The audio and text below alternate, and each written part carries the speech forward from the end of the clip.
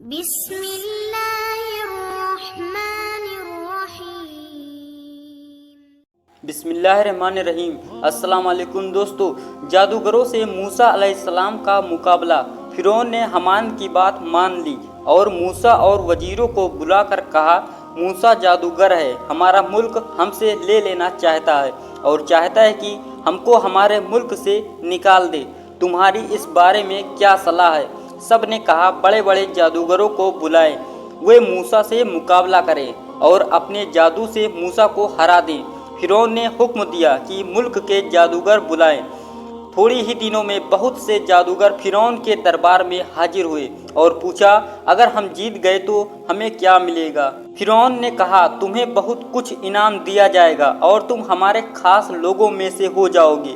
پھر حکم دیا، تہوار کے دن سب لوگ میدان میں جمع ہو۔ جادوگروں نے 70,000 لاٹھیاں اور رسیاں تیار کر لی۔ ایک بھیڑ تھی جو میدان میں جمع ہو گئی، سارا میدان لوگوں سے بھر گیا۔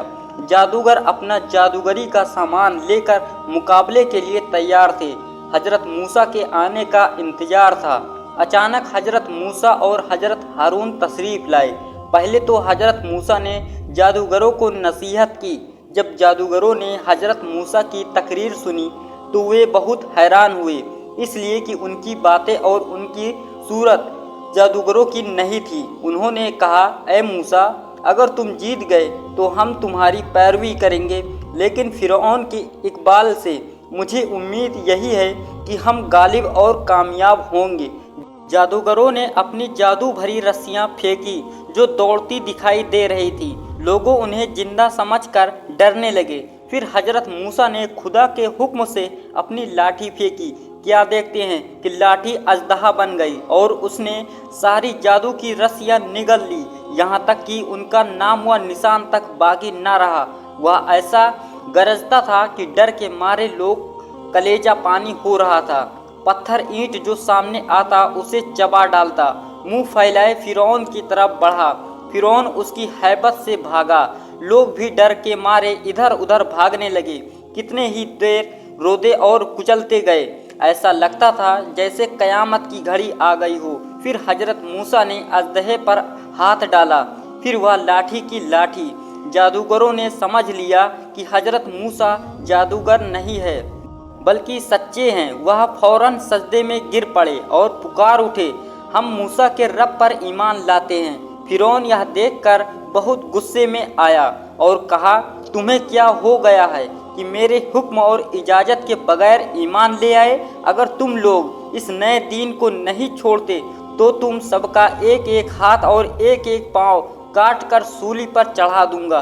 جادوگروں کے دل میں ایمان ایسا اتر گیا تھا، سچی بات ایسی جم گئی تھی کہ وہ سچے دین سے پھر نہیں پھرے، اور بی بی آسیہ نے بھی اپنا ایمان ظاہر کیا اور کہا کہ حضرت موسیٰ خدا کے سچے نبی ہیں۔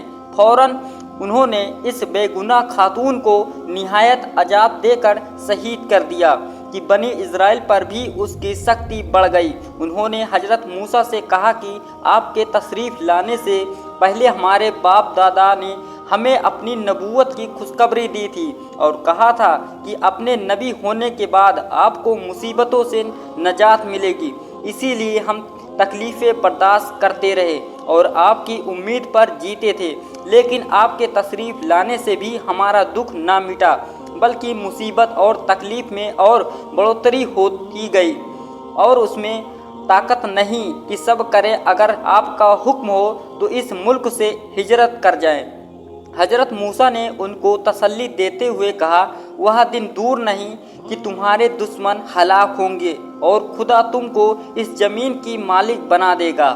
حضرت موسیٰ نے جب یہ دیکھا کہ فرعون کی قوم ایمان نہیں لا رہی ہے تو انہوں نے خدا سے دعا کی۔ خدا نے فرعونیوں کی تباہی کے لیے ایک کے بعد ایک کئی بلائیں نازل کی اور 2-3 سال تک کہہ پڑا۔ اس کے بعد طوفان ظاہر ہوا۔ کچھ لوگ کہتے ہیں کہ یہ طوفان پانی کا تھا اور کچھ کہتے ہیں کہ پلیگ کا تھا۔ 7 دن کے اندر اندر ہزاروں قبطی ہلاک ہوئے۔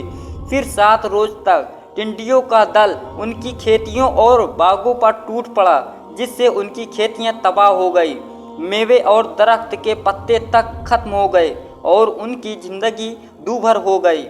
جب بھی مصیبت آتی تو حضرت موسیٰ سے کہتے اب ہم راہ پر آ جائیں گے، آپ خدا سے دعا کیجئے کہ یہ مصیبت اور بلا دور ہو، لیکن مصیبت کے ہٹتے ہی وہ پھر کفر پر قائم ہو جاتے۔ اس کے میڈک اور کمل، جو چھوٹی مکھی مچھر وغیرہ کا عذاب اترتا۔ کیڑے مکوڑے اتنے زیادہ بڑھ گئے کہ مکان، فرش، برتن، لباس ہر جگہ پھیل گئے، بلکہ وہ آنکھوں اور منہ میں بھی پیلے پڑتے تھے۔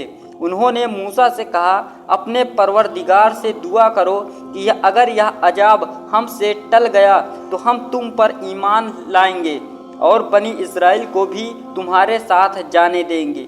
حضرت موسیٰ سے یہ عذاب بھی اللہ نے ٹال دیا، لیکن عذاب کے ٹلتے ہی وہ پھر سرکش اور نافرمان بن گئے۔ اس کے بعد اللہ تعالیٰ نے ان پر خون کا عذاب بھیجا۔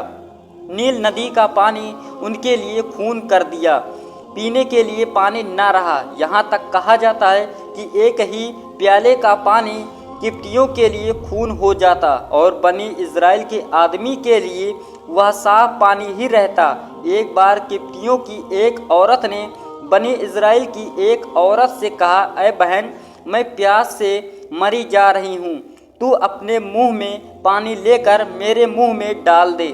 جب پڑوسن نے ان کے منہ میں اپنے منہ کا پانی ڈالا تو وہ پانی فوراً ہی خون بن گیا۔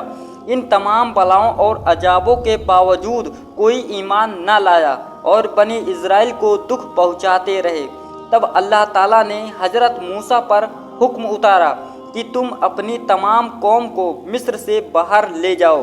بنی اسرائیل کی ہجرت آدھی رات کے وقت حضرت موسیٰ بنی اسرائیل کو اپنے ساتھ لے کر نکل پڑے۔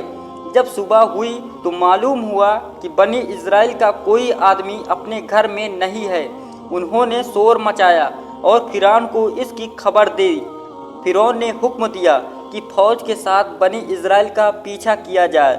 محرم کی 10ویں تاریخ کو فرعون بھری لشکر لے کر حضرت موسیٰ کے پیچھے روانہ ہوا، یہاں تک کہ فرعون کی فوج بنی اسرائیل کے قریب پہنچ گئی۔